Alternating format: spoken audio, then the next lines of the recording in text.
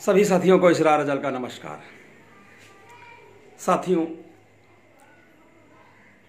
आप लगातार पिछले वीडियोज़ में भारतीय दंड संहिता के बारे में वीडियोज़ देख रहे हैं।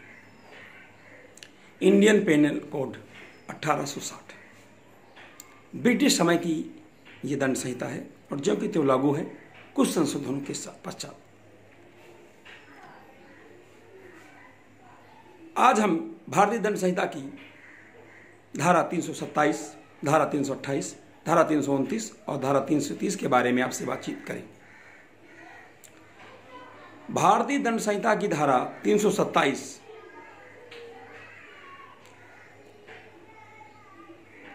जो है वो संपत्ति या अवैध कार्य को कराने के लिए किसी भी व्यक्ति को मजबूर करके उसे यातना देने के बारे में है। मतलब धारा 327 आईपीसी जो है कि जो परिभाषा है, जो परिभाषा है और जो अपराध है कैसे होगा उसके बारे में बताती है। संपत्ति या अवैध कार्य को कोई संपत्ति हासिल कोई करना चाहता है या कोई अवैध कार्य कराना चाहता है, उसको कराने को लेकर मजबूर करने के लिए जो किसी व्यक्ति को यातना दी जाए, उपहत कार्य की जाए, चोट पहुंचाई जाए, तो जो है आईपीसी 327 का वो व्यक्ति अपराधी होगा। और साथियों, जब 327 की प्रक्रिया हो गई, एफआईआर दर्ज हो गई आरोपी के खिलाफ 327 में, क्योंकि उसने किसी व्यक्ति को कोई संपत्ति हासिल करने के लिए, कोई मूल्यवान प्रॉपर्टी हासिल करने के लिए या कोई गलत काम कराने के लिए, विरुद्ध काम कराने के लिए, गैर कानूनी काम कराने के लिए अगर उसको मजबूर करता है और उस मजबूर ही नहीं करता बल्कि उसको चोट पहुंचाता है, नुकसान पहुंचाता है, यातना देता है, तब 327 का व्यक्ति मुलजिम होता है। और जब 327 का अपराध कर दिया तो एफआईआर 327 आईपीसी में दर्ज होगी। और 327 आईपीसी में सजा का क्या प्रावधान है? 327 आईपीसी में सजा जो है 10 वर्ष है और जुर्माना है। यदि चोट अधिक लगी है, गंभीर लगी है, तो निश्चय ही ये जो है सजा जो है आजीवन कारावास होगी और जुर्माने से भी दंडनीय होगा। साथी, अब आते हैं भारतीय दंड संहिता की धारा 328 पर। क्या है 328? बहुत महत्वपूर्ण धारा है साथियों। भारतीय दंड संहिता की धारा 328 आईपीसी जो है बहुत महत्वपूर्ण धारा है। क्या है इस धारा की परिभाषा? क्या है इस धारा में? एक्ट क्या है? कैसे समझेंगे इस धारा के जो है इस धारा में अपराध हुआ है?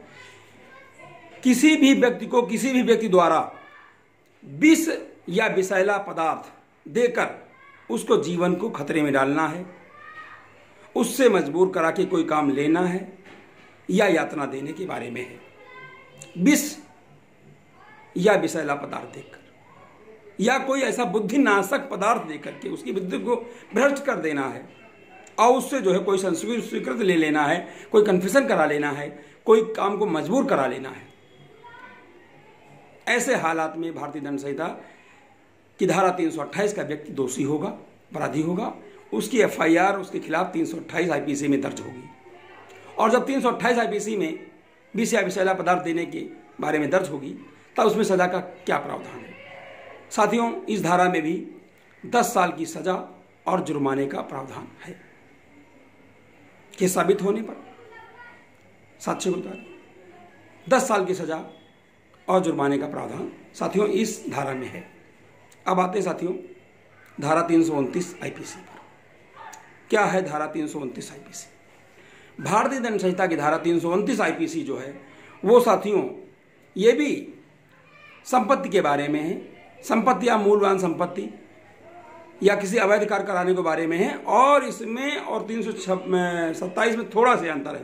327 में चोट पहुंचाना है, संपत्ति को लेकर के अवैध काम को कराने को लेकर, लेकिन इसमें जो है घोर चोट पहुंचाना है, अधिक चोट पहुंचाना है, तो इसमें कितनी सजा का प्रावधान है? धारा 327 आईपीसी में 10 साल की सजा और जुर्माने का प्रावधान है। लेकिन धारा 329 आईपीसी में 10 साल की सजा, कम से कम 10 साल की सजा और जुर्माने का प्रावधान है। और केस साबित होने पर, चूंकि गंभीर चोट पहुंचाई गई है, घोर उपहात कारित की गई है, घोर नुकसान किया गया है किसी संपत्ति या मूल्यवान संपत्ति को लेकर के या अवैध कार्य कराने को लेकर संस्कृति हासिल करने के बारे में, तो इसमें जो है आजीवन कारावास और जुर्माने का भी प्रावधान है। यानी अधिकतम जो है आजीवन कारावास और जुर्माना भी होगा। धारा 329 आईपीसी में 327 और 329 आईपीसी दोनों एक जैसी हैं। केवल 327 में सजा 10 साल है, जुर्माना है। उसमें भी चोट पहुंचाई गई।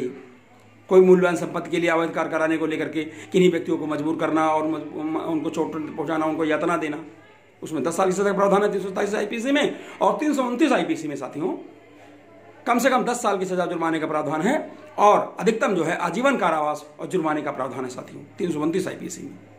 इसमें जो गंभीर चोट पहुंचाई जाती है। अब आते हैं साथियों 330 आईपीसी पर। क्या है 330 आईपीसी? भारतीय दंड संहिता की धारा 330 आईपीसी जो है बड़ी महत्वपूर्ण धारा है साथियों। इस धारा में साथियों हम ये भी संस्वीकृत कराने के बारे में है, यानी कन्फेस कराने के बारे में। भारतीय दंड संहिता की धारा 330 कन्फेस कराने के बारे में। कोई भी व्यक्ति किसी भी व्यक्ति को कोई अपराध जबरदस्ती कबूल करवाना चाहता है, उसका मुलजिम बनाना चाहता है, उसको मजबूर करता है, इसके लिए उसे यातना देता है, चोट पहुंचाता है, गंभीर चोट पहुंचाता है, तो उसके लिए भी सजा का प्रावधान है। और ये सजा जो है 7 वर्ष और जुर्माना के बारे में है। 7 वर्ष और जुर्माना है। एक उदाहरण से इसको अच्छे से समझ सकते हैं साथियों। मान लीजिए कोई पुलिस ऑफिसर है और कोई पुलिस ऑफिसर है और किसी भी व्यक्ति को जो है कोई अपराध स्वीकार करने के लिए कहता है, कोई बात स्वीकार करने के लिए जबरन दबाव बनाता है और दबाव बनाने के लिए उस पर लठ चलाता है, मार करता है और मार करके उसको घायल कर देता है। ऐसी स्थिति में वो पुलिस ऑफिसर धारा 330 आईपीसी का दोषी है और इसके लिए कानून में 7 वर्ष की सजा का प्रावधान है और जुर्माने का भी प्रावधान है साथियों। पुलिस ऑफिसर के अलावा दूसरे व्यक्ति भी हो सकते हैं जो कोई भी किसी अपराध को स्वीकार कराने के लिए जबरन किसी पर दबाव बनाते हैं और उसके लिए उसके साथ मारपीट करते हैं और उसको नुकसान पहुंचाते हैं, उसको उपहत कारित करते हैं, उसको चोट पहुंचाते हैं, यातना देते हैं। ऐसे हालात में वो व्यक्ति या वो पुलिस ऑफिसर या ऐसे व्यक्ति जो है 330 आईपीसी का अपराधी होते हैं। और साथियों 330 आईपीसी में जो सजा का प्रावधान है वो साथियों 7 साल की सजा और जुर्माने का प्रावधान है। इस प्रकार साथियों इस वीडियो में आपने धारा 327 आईपीसी, 328 आईपीसी, 329 आईपीसी, 330 आईपीसी के बारे में जाना और उनके जो सजा का प्रावधान है इन धाराओं में उनके बारे में भी आपने जाना। आप लोग वीडियो को देखें, लाइक करें, शेयर करें और चैनल को सब्सक्राइब अवश्य करें। चैनल का नाम तर्कशील समाधान चैनल है। हमारा मोबाइल नंबर है 9839075986 साथियों। और उम्मीद करता हूँ कि इस वीडियो आपको बहुत पसंद आएंगे और आपके सुझावों का हमेशा साथियों स्वागत रहेगा। बहुत बहुत धन्यवाद वीडियो देखने के लिए। जय राष्ट्र, जय भारत, जय संविधान।